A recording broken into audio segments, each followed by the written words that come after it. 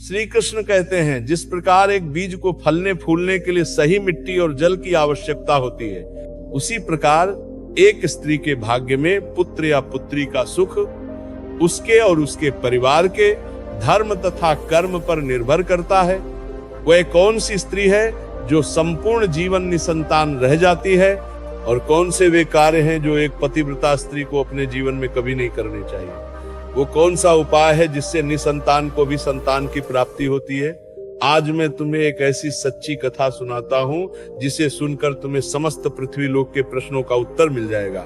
भक्तों, ये एक कथा एक ऐसी स्त्री की है जिसे वर्षों तक संतान सुख प्राप्त नहीं हुआ था, लेकिन सच्ची श्रद्धा और निःस्वार्थ सेवा के एकमात्र उपाय को करने से उसे न केवल पुत्र रत्न की प्राप्ति हुई, बल्कि उसका जीवन भी धन्य हो गया। एक समय की बात है जब माता लक्ष्मी वैकुंठ में भगवान विष्णु के चरणों में बैठी थी। उनके मन में पृथ्वी लोक के प्राणियों को देखकर एक गहन प्रश्न उठा। माता लक्ष्मी ने भगवान विष्णु से कहा, हे प्रभु, मैं जब पृथ्वी पर भ्रमण करती हूँ तो देखती हूँ कि कई घरों में अपार धन संपदा है, लेकिन वहां संतान का सुख नहीं। स्त्रियां स्वर्ण के आभूषणों से सजी हैं, पर उनकी गोद सूनी है। वहीं कुछ घर ऐसे हैं जहां दरिद्रता है, लेकिन घर बच्चों की किलकारियों से गूंजता रहता है। प्रभु, मैं जानना चाहती हूँ कि संतान का सुख किस प्रकार के कर्मों और किस प्रकार के भाग्य से निर्धारित होता है, और यदि किसी स्त्री के भाग्य में निसंतान योग हो तो वह कौन सा अचूक उपाय करे कि उसे पुत्र की प्राप्ति अवश्य हो।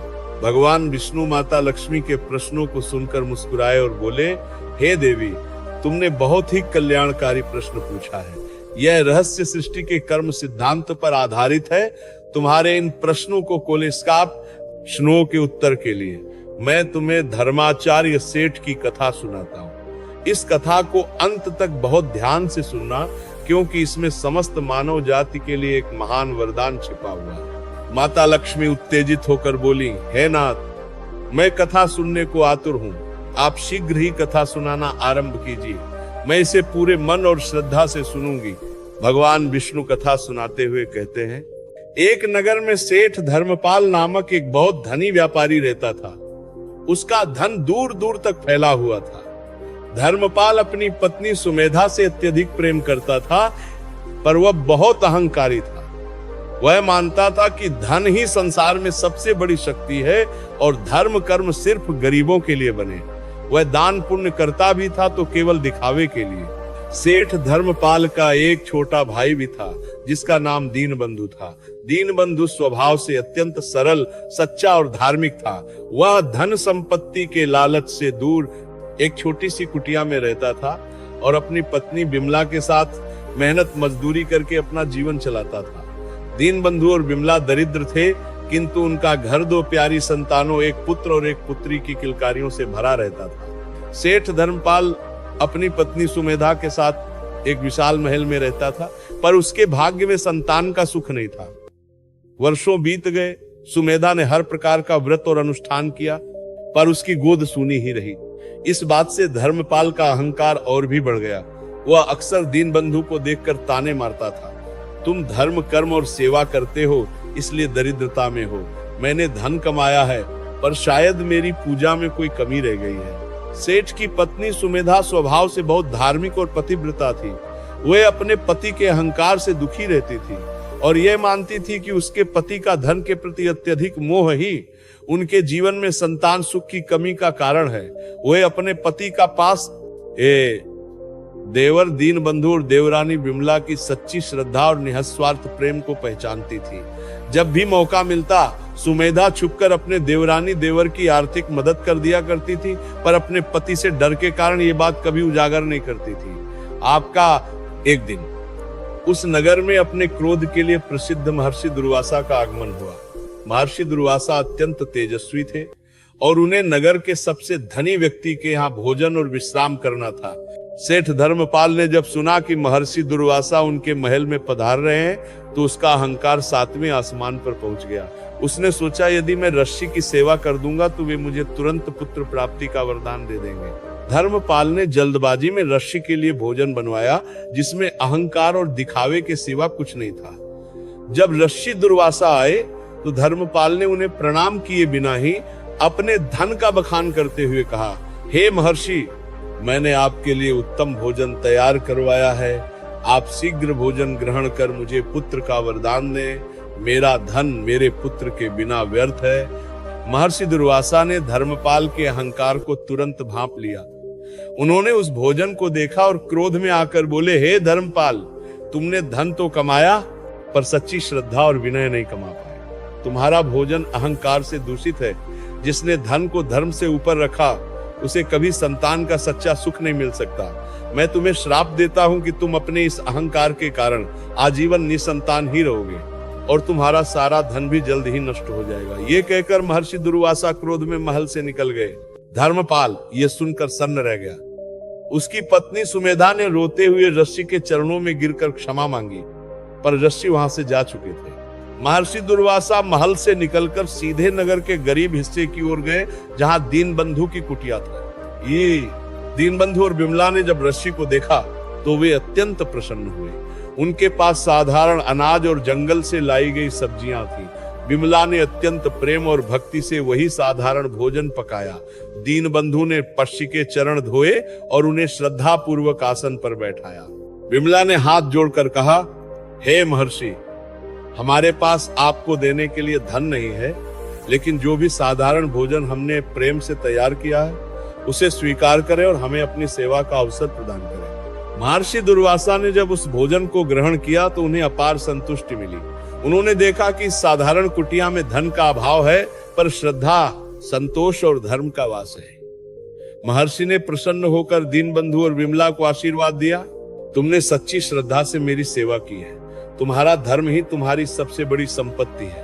मैं तुम्हें वरदान देता हूं कि तुम्हारा पुत्र दीर्घायु होगा और तुम्हारा वंश सदैव धर्म और समृद्धि से भरा रहेगा। इसके कुछ समय बाद ही दुर्वासा ऋषि का श्राप फलीभूत होने लगा। सेठ धर्मपाल का कारोबार अचानक ठप पड़ गया। एक के बाद एक दुर्घटना हुई और उसका सारा धन कुछ ही समय में नष्ट हो गया। वह महल से एक छोटे से घर में आ गया और गरीबी में जीने लगा। धर्मपाल और सुमेधा अब दरिद्रता में जी रहे थे। धर्मपाल अब पूर्ण रूप से टूट चुका था और अपने अहंकार पर पछता रहा था। सुमेधा एक दिन रोते रोते फिर से महर्षि दुर्वासा के पास गई, जो उस समय एक आश्रम में थे। सुमेधा ने हाथ जोड़कर कहा, हे महर्षि, मेरे पति का अहंकार टूट गया है। हमने अपनी गलती का फल पा लिया है।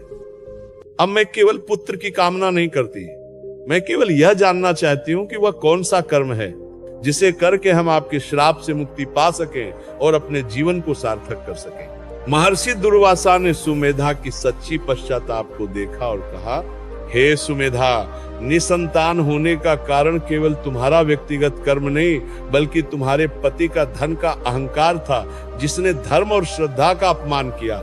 अब यदि तुम संतान सुख चाहती हो तो तुम्हें निःस्वार्थ सेवा का मार्ग अपनाना होगा। महर्षि ने उपाय बताते हुए कहा, सबसे पहली बात, तुम्हें अब अपने छोटे देवर और देवरानी दीनबंधु और विमला को केवल परिवार का सदस्य नहीं, बल्कि सच्चे धर्म का प्रतीक मानना होगा। उपाय, तुम 1 वर्ष तक निःशुल्क निःस्वार्थ उनके घर की सेवा करो। विमला से घर की चाबी लो और स्वयं को उसकी नौकरानी समझकर सेवा करो। उनके बच्चों को अपने बच्चों जैसा प्यार दो। उनके लिए भोजन बनाओ, उनके कपड़े धो। सबसे महत्वपूर्ण, यह सेवा किसी फल या पुत्र प्राप्ति की इच्छा से नहीं, बल्कि केवल पश्चाताप और धर्म के पालन के लिए होनी चाहिए। इसे ही निष्कपट सेवा कहते हैं। जब तुम 1 वर्ष की निःस्वार्थ सेवा पूर्ण कर लो, तब अपने पति के साथ मिलकर लोक कल्याण के लिए एक यज्ञ करो, जिसमें पुत्र की कामना के स्थान पर संसार के कल्याण की प्रार्थना हो। सुमेधा ने महर्षि दुर्वासा के वचनों को ब्रह्म वाक्य मानकर स्वीकार किया। वो अपने पति धर्मपाल के साथ दीनबंधु की कुटिया में गई। धर्मपाल ने अपने छोटे भाई के सामने अपने अहंकार और दुर्व्यवहार के लिए क्षमा मांगी। दीनबंधु और विमला ने बड़े भाई भाभी को बड़े सम्मान से घर में जगह दी, पर सुमेधा ने अपनी प्रतिज्ञा पूरी की। उसने विमला को घर की चाबी दी और खुद विमला के घर में एक सेवक की तरह काम करने लगी। वह रोज सुबह उठकर पानी भरती, भोजन पकाती और विमला के बच्चों की सच्चे मन से देखभाल करती। उसका सारा अहंकार और धन का मोह अब सेवा की भावना में बदल गया था। वर्ष भर सुमेधा ने यह सेवा अत्यंत श्रद्धा और प्रेम से की। दीनबंधु और विमला यह देखकर भावुक हो जाते थे, पर सुमेधा अपनी सेवा में कोई कमी नहीं रखती थी। 1 वर्ष पूरा होने पर सुमेधा और धर्मपाल ने महर्षि के कहे अनुसार लोक कल्याण यज्ञ का आयोजन किया। उस यज्ञ की अग्नि में धर्मपाल ने सच्चे मन से अपने अहंकार का त्याग किया और सुमेधा ने अपनी निःस्वार्थ सेवा की भावना समर्पित की। यज्ञ पूर्ण होने पर वहां स्वयं भगवान श्री कृष्ण प्रकट हुए और बोले, हे धर्मपाल, तुम्हारा अहंकार अब भस्म हो चुका है।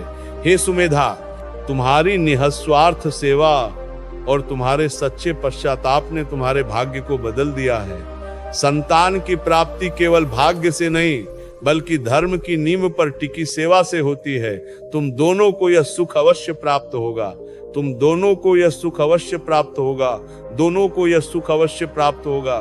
भगवान के आशीर्वाद से सुमेधा कुछ ही समय में गर्भवती हुई और उसने एक तेजस्वी पुत्र को जन्म दिया। धर्मपाल और सुमेधा का जीवन संतान की प्राप्ति से धन्य हो गया। उन्होंने अपने पुत्र को सबसे पहले अपने चाचा दीनबंधु के चरणों में समर्पित करवाया। भगवान विष्णु ने माता लक्ष्मी से कहा, हे देवी, यह संतान सुख का सच्चा रहस्य। कौन सी स्त्री के भाग्य में पुत्र नहीं होता? वह स्त्री जिसके पति में अहंकार, लालच और दूसरों के प्रति अनादर की भावना हो, और जो स्त्री स्वयं भी दूसरों का अपमान करती हो, विशेषकर घर की बहू या सेवक का, उसके भाग्य में संतान सुख कठिनाई से आता है। अहंकार धर्म का सबसे बड़ा शत्रु है। कौन से कार्य एक पतिव्रता स्त्री को नहीं करने चाहिए? एक पतिव्रता स्त्री को कभी भी अतिथि या साधु का अपमान नहीं करना चाहिए, जैसा कि पहली कथा में सास ने किया। उसे किसी की सेवा को तुच्छ नहीं समझना चाहिए। उसे धन का अहंकार नहीं करना चाहिए और न ही संतान सुख को केवल धन का प्रतिफल मानना चाहिए। सबसे महत्वपूर्ण, पुत्र की कामना करते हुए भी उसे निःस्वार्थ सेवा और लोक कल्याण को प्राथमिकता देनी चाहिए। फल की इच्छा से किया गया कर्म हमेशा अधूरा रहता है। पुत्र प्राप्ति का उपाय ब्रह्म उपाय। निसंतान स्त्री को धार्मिक और ज्ञानी व्यक्ति की सेवा करनी चाहिए, और वह सेवा किसी फल की इच्छा से नहीं बल्कि अपने कर्मों के पश्चाताप और सच्चे मन की श्रद्धा से करनी चाहिए। निःस्वार्थ सेवा ही वह एकमात्र अचूक उपाय है जो श्राप को भी वरदान में बदल सकती है। ये कथा यही सिखाती है कि सच्ची पतिव्रता स्त्री वही है जो केवल अपने पति की सेवा नहीं करती बल्कि अपने पूरे परिवार, यहाँ तक कि अपने देवरानी, जेठानी और सेवकों को भी प्रेम और सम्मान देती है। जहाँ धर्म और सेवा का वास होता है वही संतान सुख स्वयं चलकर आता है। भक्तों, इस कथा को जो भी स्त्री सच्चे मन से सुनती है और इसमें बताए गए निःस्वार्थ सेवा के मार्ग का अनुसरण करती है, उसे संतान सुख की प्राप्ति 100% अवश्य होती है।